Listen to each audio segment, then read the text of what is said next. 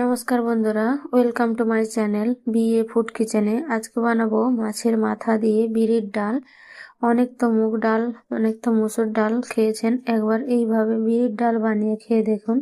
খেতে এতটাই যে অসাধারণ হয়, না বানিয়ে খেলে জানবেন না। একটা লাইক দিয়ে সম্পূর্ণ রেসিপিটা দেখার অনুরোধ রইল। এখানে আমি নিয়ে নিয়েছি একটা কড়া বসিয়ে দিয়ে দিচ্ছি এখানে সাদা তেল। তেলের মধ্যে এখানে হাফ চামচ মতো আমি এখানে ফোড়ন দিয়েছি, 5 ফোড়ন, আর দিয়েছি একটা তেজপাতা। তেজপাতা আর ফোড়নটা ভালো করে ভেজে নিয়ে দিয়ে দিচ্ছি আমি এখানে বিরির ডাল। গ্যাসের ফ্লেম একেবারে লো রেখে ডালটাকে হালকা আঁচে নেড়ে চেড়ে ভেজে নেব। অনবরত নাড়াচাড়া করে ডালটা এখানে তেলের মধ্যে হালকা করে ভেজে নিতে হবে। কলাইয়ের মধ্যে যে গন্ধটা থাকে এইভাবে ভেজে নিলে আর কিন্তু কলাইয়ের মধ্যে যে গন্ধটা থাকবে সেটা চলে যাবে। এবারে দিয়ে দিচ্ছি এখানে জল। আমি এখানে 3-4 মিনিট মতো কলাইটাকে ভালো করে ভেজে নিয়ে দিয়ে দিলাম এখানে পরিমাণ মতো জল। 2 কাপ মতো এখানে জল দিয়েছি। জল দিয়ে এখানে আমি এটাকে সিদ্ধ করে নেব। আপনারা চাইলে এটা প্রেসার কুকারেও করে নিতে পারেন। এবারে দিয়ে দিচ্ছি সামান্য পরিমাণে হলুদ। হলুদ দিয়ে আমি এখানে এটাকে আস্তে আস্তে লো ফ্লেমে এটাকে সিদ্ধ করে নেব। ডালটা আমার সিদ্ধ হয়ে গেছে। গ্যাসের ফ্লেম লো রেখে এখানে আমি 20-25 মিনিট মতো ডালটা সিদ্ধ করে নিয়েছি। ডালটা খুব বেশি সিদ্ধ করলে চলবে না। ডালটা যেন কিছু গোটা থাকে আর কিছু ভাঙা ভাঙা থাকে, এইরকম ডালটা আমি সিদ্ধ করে নিয়েছি। দেখে বুঝতে পারছেন ডালটা কতটা শক্ত শক্ত রয়েছে। এইরকমই ডালটা কিন্তু সিদ্ধ করে নিতে হবে। এবারে আমি এটাকে উঠিয়ে নিচ্ছি। এবারে ওই কড়ার মধ্যেই আমি এখানে 2 কাপ মতো জল ফুটিয়ে নেব। এই জলটা আমি এখানে ফুটিয়ে আলাদা করে রেখে দেব। জলটা ভালো করে মিশিয়ে নিয়ে গ্যাসের ফ্লেম হাই করে এখানে জলটা ফুটিয়ে নিয়েছি। এবারে এটাকে ঢেলে নেব। জলটা ঢেলে নিয়ে কড়াটা ধুয়ে আবারও আমি বসিয়ে দিয়েছি এখানে। তো কড়াটা ভালো করে গরম করে নিয়ে দিয়ে দিচ্ছি এখানে সাদা তেল। আপনারা চাইলে এখানে সরষের তেলও করতে পারেন। এবারে আমি দিয়ে দিচ্ছি এখানে হাফ চামচ চিনি। চিনিটা ক্যারামেল হয়ে উঠে আসলে এবারে দিয়ে দিচ্ছি এখানে একটা মিডিয়াম সাইজের পেঁয়াজ কুচি। পেঁয়াজটাকে ভালো করে লাল লাল করে ভেজে নেব। পেঁয়াজটা আমার ভাজা হয়ে গেছে। এবারে এর মধ্যে দিয়ে দিচ্ছি এখানে গ্রেট করে রাখা রসুন আর গ্রেট করে রাখা আদা। আপনারা চাইলে এখানে আদা রসুন থেতো করেও দিতে পারেন কিংবা বেটেও দিতে পারেন। এবারে সব কিছুকে ভালো করে একসাথে আমি মিডিয়াম ফ্লেমে ভেজে নেব। পেঁয়াজ আদা রসুন সব কিছু ভালো করে ভাজা হয়ে গেছে। এবারে দিয়ে দিচ্ছি এখানে জল। জলটা দিয়ে দিলাম, না হলে পেঁয়াজগুলো পুড়ে যাবে। এবারে দিয়ে দিচ্ছি এখানে সামান্য পরিমাণে হলুদের গুঁড়ো। দিয়ে দিচ্ছি এখানে হাফ চামচ লঙ্কার গুঁড়ো। ছোট চামচের 1 চামচ এখানে ধনে গুঁড়ো দিয়েছি। আর ছোট চামচের হাফ চামচ এখানে গরম মশলা দিয়েছি। এবারে সব কিছুকে ভালো করে এখানে মিশিয়ে ভালো করে তেল ছেড়ে যাওয়া পর্যন্ত কষিয়ে নিয়েছি। মশলাটা ভালো করে অবশ্যই কষাতে হবে এখানে। মশলাটা কষানো হয়ে গেছে। এবারে দিয়ে দিচ্ছি আমি আগে থেকে লবণ হলুদ আর এখানে আমি লেবুর রস দিয়ে মাছটাকে মেখে রেখেছিলাম। মাছের মাথাগুলোকে ভালো করে মেখে নিয়ে আমি আধ ঘন্টার জন্য রেখে দিয়েছিলাম। লেবুটা এখানে অবশ্যই দিতে হবে মাছের মধ্যে।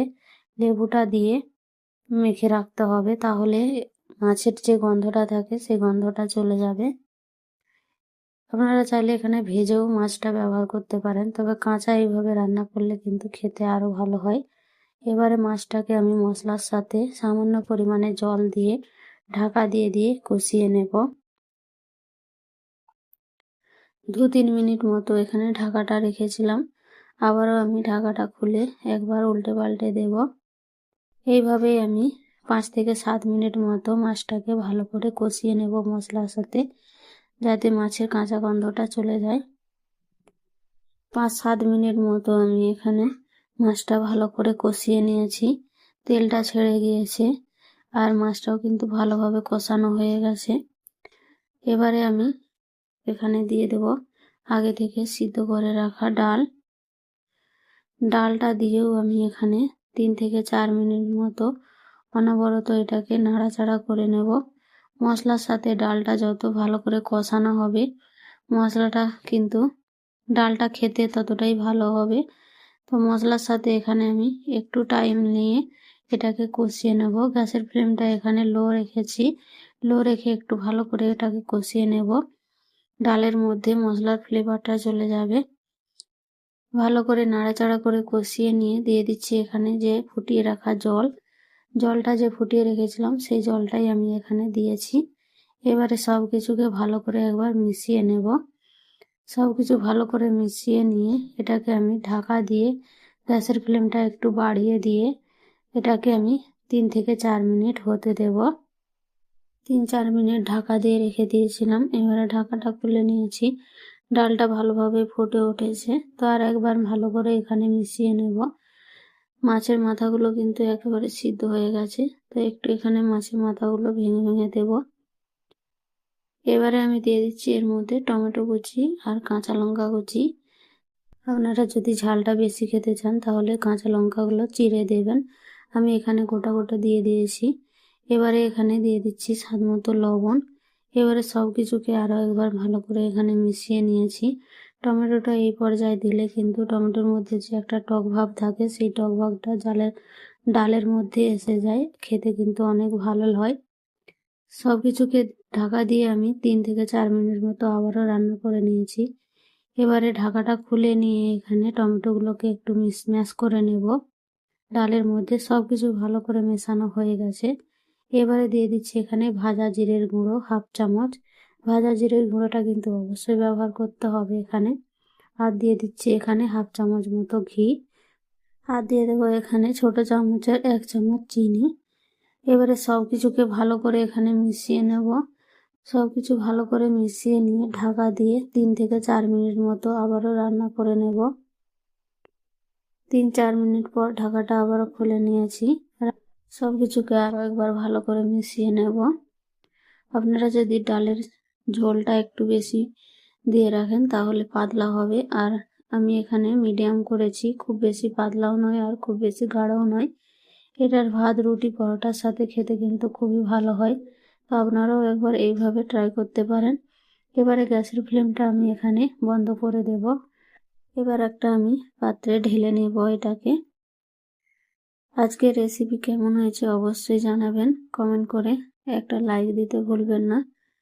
আর নতুন বন্ধু হয়ে থাকলে চ্যানেলটাকে সাবস্ক্রাইব করে আমার পাশে থাকবেন। আর পুনরায় বন্ধুরা তো আমার ভিডিও দেখে সবসময় কমেন্ট করে, তাদেরকে তো অসংখ্য অসংখ্য ধন্যবাদ। শেষ পর্যন্ত দেখার জন্য অসংখ্য অসংখ্য ধন্যবাদ।